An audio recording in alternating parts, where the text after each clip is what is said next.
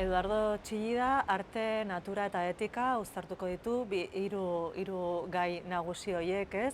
Eta hitz egingo dugu batez ere azpimarratu nahi dugu ze garrantzia daukan gaur egun ere Eduardo Txillida, ez?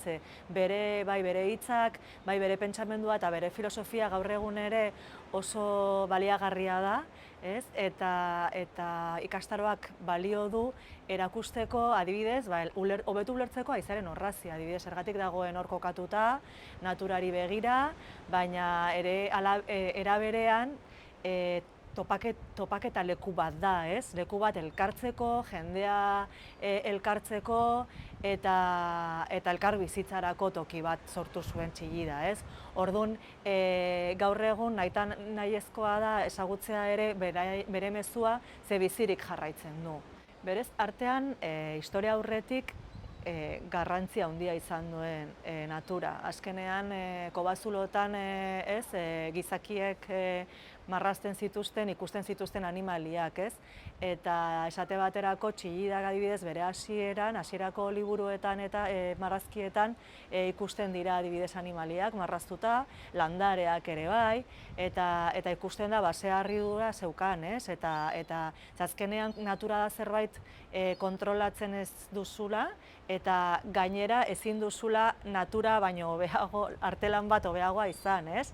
Baina artista askok saiatzen dira, saiatzen, eta adibidez Txillidak izan zuen naturan eragin handia, ez?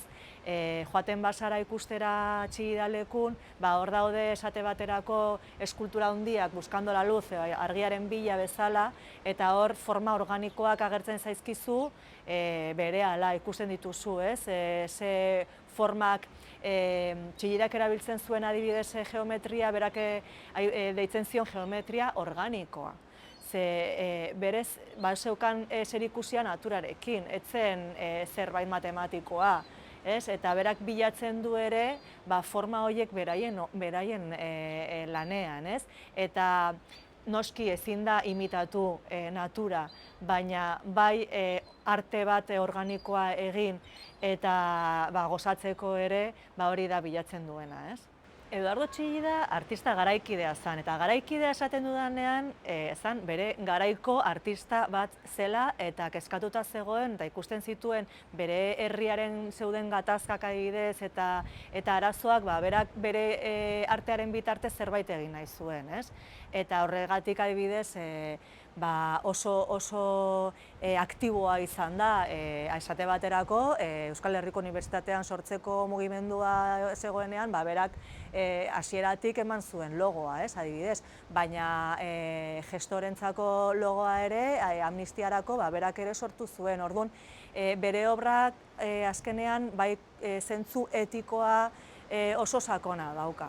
Eta berak beti ulertu du artea ze baliagarria den konponbide batzuk, agian ez konponbide bat, baizik eta hausnarketa bat egiteko.